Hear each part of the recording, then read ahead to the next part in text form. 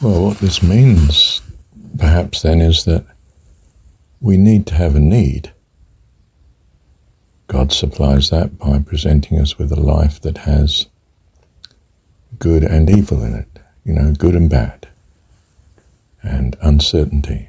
There's a need. And some are not feeling a great need, others are. But a need alone is not enough. A need should encourage you to search if you have some confidence that you might find by searching. So there needs to be some experience as a person of having minor needs that you find the answer to. That gives you an optimism that you can cope with your needs in the future by a bit of searching and effort and so forth. So some successful experience is necessary in having minor needs and finding ways of meeting those needs. Life presents us with childhood in that way, and we learn and build a certain optimism or pessimism about the future. We can encourage people to be optimistic, of course, by pointing out what searches are successful. We can encourage people in many ways, can't we? But one of them is to be an example of the solution that they need, or the sort of example that will be helpful to them in their specific, though different, need. That in some sense hope can be on the menu if you search around. And this was, I think, pretty well the way of lecturing and teaching properly. It's to give your students somehow the confidence that they can get to grips with this with a bit of effort, and that it's of value. It meets a need they have, or a desire that they have. Or you create a fascination that gives them the desire to understand and find out more. They go away enthused. They feel they can handle the situation of learning, of solving. They get good at moving from a situation of not knowing to knowing, and how to do that, how to search out and so forth. They find they're building a confidence in coping with the unknown and satisfying needs that they have, that needs can be met by them with, of course, the cooperation and help of others and certain, technological facilities available and so forth. So, the obvious, if you go to church and you find everyone looks as miserable as sin and straight-faced and cardboard-shaped and nobody's really very nice to you, well, you sort of begin to think, well, they don't seem to have found the answer that I'm looking for. I think I'm looking in the wrong place.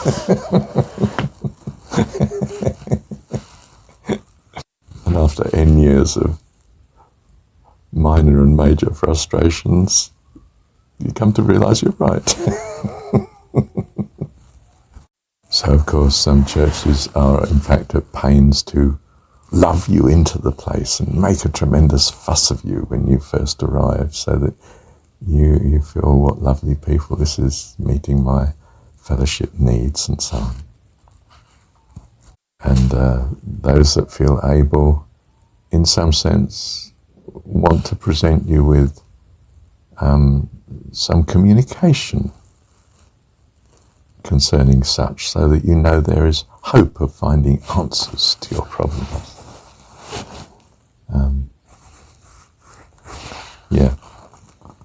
But of course, if you don't really have a need, well, you don't value such. If you don't have that sort of need, that you think might be satisfied by such company, and you think, oh well, I don't know, I mean, not really terribly interested in this, and so you're not spiritually motivated in that way. You might, on the other hand, be spiritually motivated, but find that the answers they're coming up with just don't match up to your value system. This is not going to do it. So you have to look elsewhere. And hopefully you've still got the confidence to do that.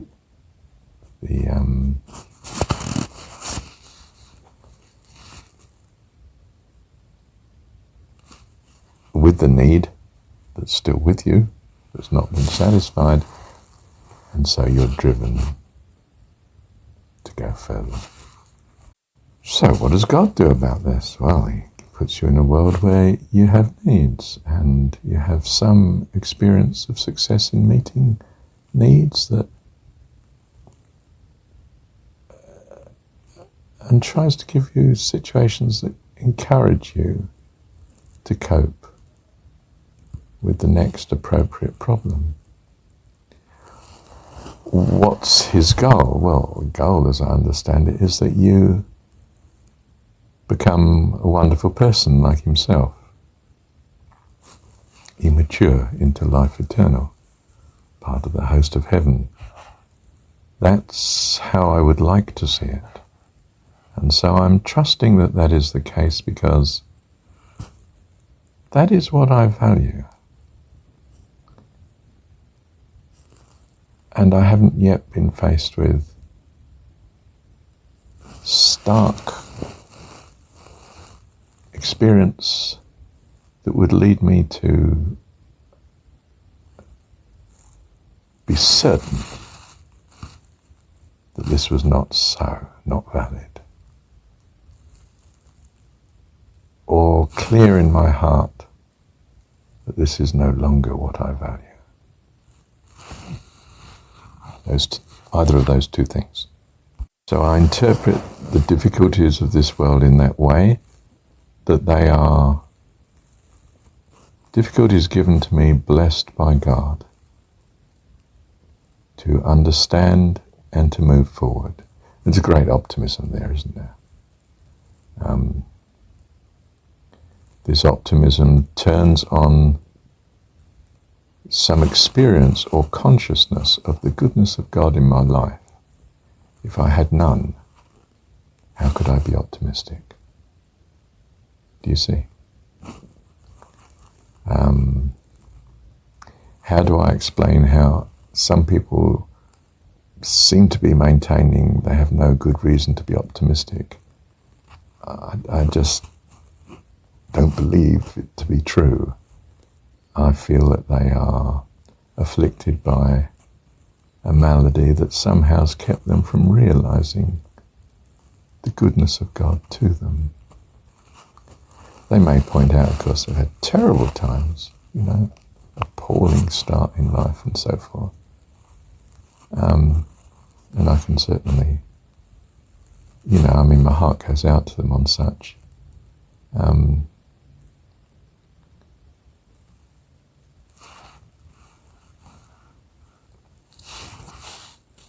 I don't want to, I just want to encourage them in all ways that I can to find those things that they do value and be thankful for them, that it's the very beginning of the way out.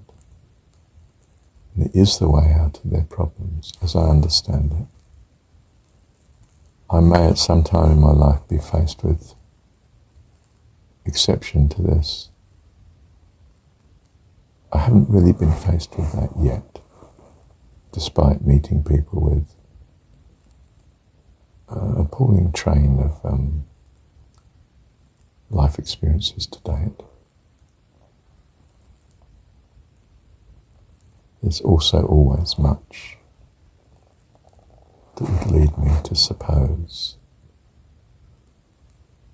God still loved and cared for them, was making even this terribly difficult life possible to good purpose. I suppose I'm just so concerned, I so value seeing all bad as ultimately good because of a loving, all-powerful God that's actually running the show despite our ignorance of such. I think that sums it up, doesn't it? Perhaps I should stop here. Thank you, Dad. And I should say, though, that to think otherwise, that there isn't a sufficiently powerful, loving God, is too awful to contemplate, and nothing to be gained by so thinking.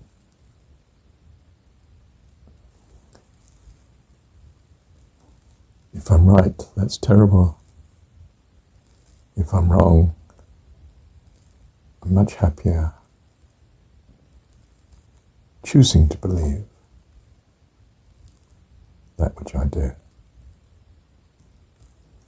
And therefore it's rational that I continue to choose to believe such.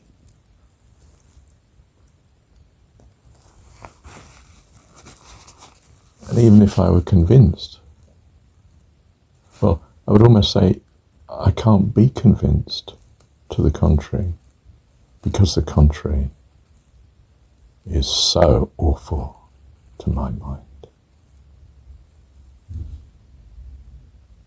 You know, the world of random chance or overruling evil, well, that's just too bad to contemplate. So I choose to believe that which I value. And in a world of uncertainty, I'd be very unwise to do otherwise.